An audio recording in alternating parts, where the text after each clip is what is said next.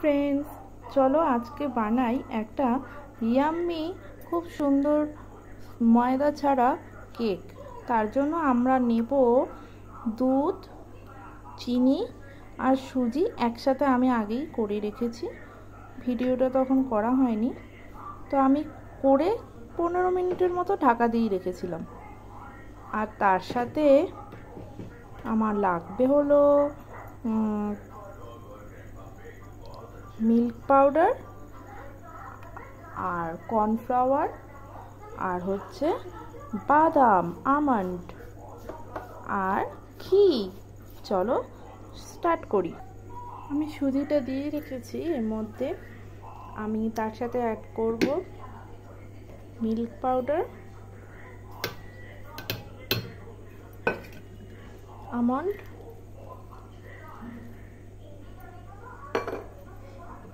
আর cornflour.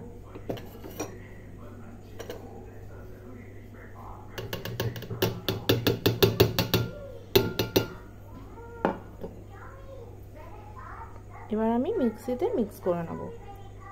এর মধ্যে একটুখানি ঘিও দিয়ে নিলাম আমি। এবার আমার মিক্সিতে হয়ে গেছে, তার মধ্যে আমি দিয়ে দিলাম একটুখানি লেবুর রস,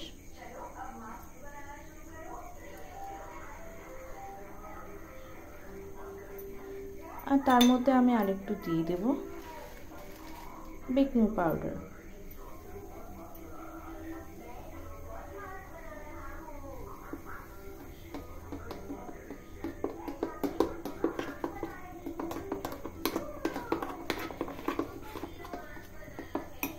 এবার এটাকে আমি একটা বাটিতে রেখে দেবো। এবার আমি একটা বোলের মধ্যে ঢেলে নিয়েছি,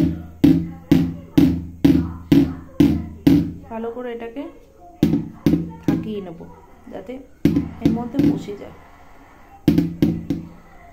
এবার আমি এটাকে লো ফ্লেমে প্রেসার কুকারের মধ্যে দিয়ে দেবো।